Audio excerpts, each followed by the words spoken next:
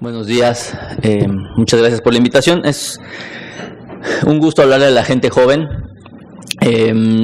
Llevo 13 años que publiqué mi primer artículo y he tenido la oportunidad de trabajar haciendo artículos de investigación, artículos de casos y controles, de cohortes. Acabo de terminar mi primer ensayo clínico aleatorizado y trabajo con la Fundación Cochrane para hacer metaanálisis. Esto lo digo porque me ha permitido tener mucha experiencia y enfrentarme a muchos escenarios y probablemente muchas cosas que voy a tratar de expresar el día de hoy. Creo que la primera parte que quiero mencionarles es que hay 4 cosas que en México deberíamos de tener o que creo que nos pueden servir para ayudar a formar nuevos investigadores. Lo primero es lo que están haciendo ustedes, que es una exposición temprana a la investigación. Creo que uno de los principales factores que influye para desarrollar investigadores es que se expongan de manera muy temprana, muy jóvenes a la investigación. El segundo es que tengan un buen mentor. Necesitan un mentor que esté comprometido con ustedes. En México hay muchísimos y creo que es algo muy importante. El tercero es esto también, que se expongan a otros grupos de investigación, que conozcan otras experiencias. A veces creemos que lo que ocurre en nuestros hospitales no es lo mejor, o a veces nos vamos por el contrario y creemos que es lo único. Y cuando uno sale a otras instituciones, no tienen que ser las más afamadas en todos lados, nos damos cuenta que los escenarios son diferentes y aprendemos cosas nuevas.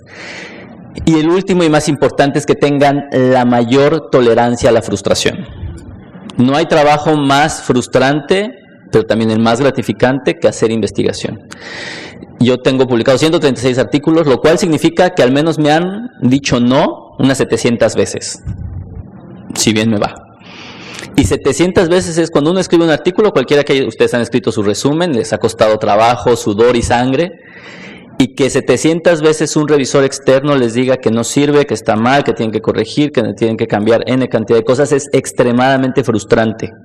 Y ese es el principal miedo que se tiene cuando uno quiere escribir un artículo. Entonces lo tienen que quitar de la mente. Si no tienen tolerancia a la frustración, vuelvan a ser ortopedistas o alguna cosa así, pues, pero no pueden ser investigadores clínicos, ¿de acuerdo? Ahora, a continuación voy a tratar de hablar de aspectos que creo que ustedes conocen, pero sería bueno plantearlos para que los podamos superar. No solo se trata de las 4 cosas que mencioné, no se trata de exponerse de manera joven a la investigación, no se trata de tener un buen mentor, no se trata de conocer profesores extranjeros, que siempre es excelente, ni se trata de tener tolerancia a la frustración. La mayor parte de las cosas tienen que ver con nuestra interacción con el resto del equipo. Si quieren ser investigadores, tienen que aprender a dialogar con la gente. No tienen que aprender a tener la razón. Tienen que aprender a dialogar, y eso es bien difícil. Entonces voy a tratar de utilizar un Pareto. Creo que con estas cosas podemos solucionar el 80% de los problemas que podemos tener en investigación. Ya hace mucho tiempo, justo en el R1 de gastroenterología con el doctor Andrés Duarte, era mi compañero, hicimos este artículo porque a mí me preocupa el impacto que puede tener o que no tiene la investigación en México. Este fue un trabajo que enviamos a la Revista de Gastroenterología de México, a la Revista de Investigación Clínica de México, a todas las revistas nacionales, y nadie nos lo quiso publicar, porque lo que hicimos fue agarrar a todos los trabajos premiados de la Asociación Mexicana de Gastroenterología, seguirlos a lo largo del tiempo y ver cuál había sido su impacto. Obviamente los resultados no fueron buenos y por ende no nos lo quisieron publicar en México, pero hubo una revista no muy buena en Argentina que nos lo aceptó publicar y tiene un factor de impacto y lo cumplimos. Algo importante es que la hepatología suele ser un tema muy importante dentro de la gastroenterología en México.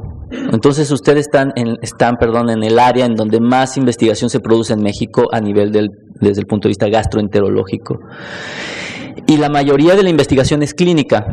Entonces es justamente lo que ustedes van a hacer. Digo, no quiere decir que no puedan hacer otras cosas. Yo he trabajado en laboratorio, he trabajado en el escritorio haciendo investigación epidemiológica, entonces todo se puede hacer en México. Lo interesante de ese artículo que hicimos ya hace algunos años es que lo mejor, es decir, lo que se ha premiado en México, solo se ha publicado a esa fecha, es un artículo ya bastante viejo, el 64% de los artículos. O sea, la mitad de lo que creemos que es lo mejor en México no se publica prácticamente. Entonces no hablemos de cosas que no están tan premiadas. Lo segundo es que prácticamente 3/4 partes se publican en el primer año. Entonces, si no lo hacen ahorita, no lo van a hacer, es muy probable. La epidemiología eso dice, así que lo tienen que escribir ya. La siguiente es que no hay diferencia en el tiempo de publicación. La verdad es que no hay grupos que se diferencien por hacerlo más rápido o más lento, pero lo que sí sabemos es que en el primer año se escriben la mayoría de los artículos que se publican. Ahora bien, esto es lo que es preocupante y creo que por eso es muy importante las pláticas que han observado y que van a observar.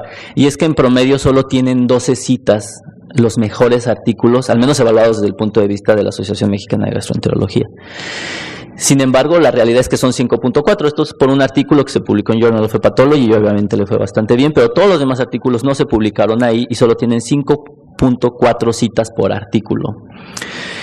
Y el factor de impacto promedio es de 2.9, puse 4.5 porque se debió a un solo artículo, es un outlier que sacó de completo toda la estadística.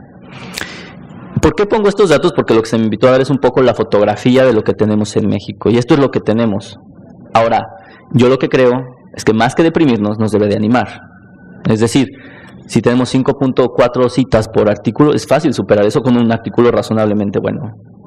2.9 de factor de impacto cuesta trabajo, pero se puede lograr bastante bien. Es decir, nuestras metas están muy abajo y tenemos que aumentarlas de manera muy significativa. Y estos son los datos que tenemos disponibles.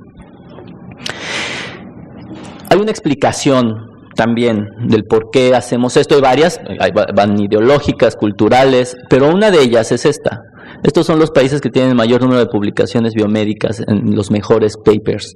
Y obviamente liderean esta lista de países, aquí vemos a lo largo del tiempo, y lo correlacionan con la cantidad de ingreso que destinan a investigación.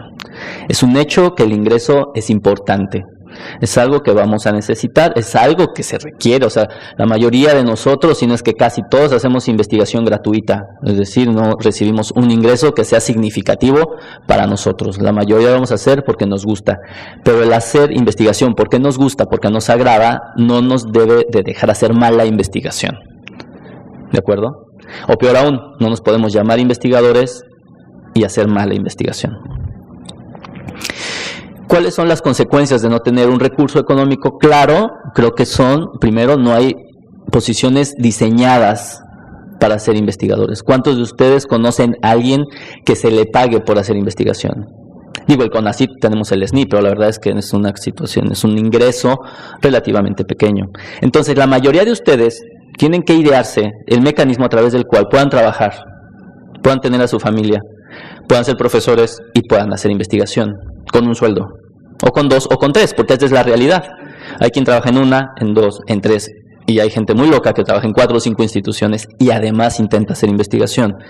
Mi consejo es que traten de buscar 1, máximo 2 instituciones y hagan investigación. No pueden dividirse entre tantas instituciones, es imposible. Y menos si viven en la Ciudad de México, bueno, es completamente imposible. Aquí en Mérida está hermoso el tráfico, pero en la Ciudad de México es una curiosidad. Y este es el problema, contaminamos las actividades. En México poca gente podemos destinar 1, 2, 3 o 4 horas semanales a solo hacer investigación, solo sentarte en el escritorio y revisar artículos, revisar escritos, revisar bases de datos o peor aún, generar hipótesis. A mí me preocupa porque yo cuando platico con otras instituciones tienen oro en sus hospitales. Yo trabajo en un hospital pequeño, 150 camas, es un hospital privado, uno de los más caros. O sea, esto me limita mi campo de trabajo. Quienes trabajan en hospitales públicos, cualquiera que este sea, tienen pacientes que son valiosísimos para hacer investigación con preguntas que no hemos respondido, porque aparte nuestra idiosincrasia y nuestras condiciones lo favorecen. Y el problema de que yo tenga que dar consulta, dar clases, irme a otro hospital, bueno, yo la verdad es que estoy solo uno, pero la mayoría de ustedes están en 2 hospitales, vayan a otro hospital, nos impide poder escribir un buen grant para obtener recursos económicos, para obtener recursos públicos. ¿Por qué? Porque CONACYT, que es nuestra institución que primordialmente financia los proyectos, es extremadamente compleja. Nosotros hemos escrito 3 o 4 grants, solo hemos ganado 1, después de mucho trabajo y con gente que se dedica a hacer investigación. Entonces necesitan tiempo para poder escribir un grant, una propuesta y poder obtener recursos económicos. Si no hay dinero se complica. No quiere decir que no se pueda hacer investigación, ¿eh? O sea, hasta hace 5 o 6 años yo hacía investigación que casi o la pagaba yo, que era mínimo, o que se hace sin requerir grandes recursos económicos. Se requiere algo que, perdón por la expresión, pero la verdad se requiere hora nalga. Entonces hay que sentarse a trabajar. Eso es lo que hay que hacer. ¿Cuál es el problema de que no nos destinen recursos económicos y que no haya una institución, en este caso el CONACYT, o no haya institución, su hospital, un departamento de investigación que nos mida, es que hacemos lo que se nos da la gana. Nos podemos tardar 5 años en escribir un resumen, nos podemos tardar o nunca publicar un artículo, entonces no hay esta accountability o esta contabilidad sobre la investigación, entonces los trabajos se van olvidando. Hoy tenemos una idea, aparte somos muy creativos, entonces hoy tenemos una idea, mañana tenemos otra, pasado mañana tenemos otra, y jamás terminamos de cerrar este círculo que es publicar un artículo. Todas las demás características yo creo que las tenemos y a veces hasta sobradas, pero esto es lo que más nos falta. Tenemos que sentarnos y ponernos metas muy claras de tiempos para saber qué es lo que hay que hacer. Yo creo que este es el principal. Una vez que superamos todo lo anterior, creo que este es un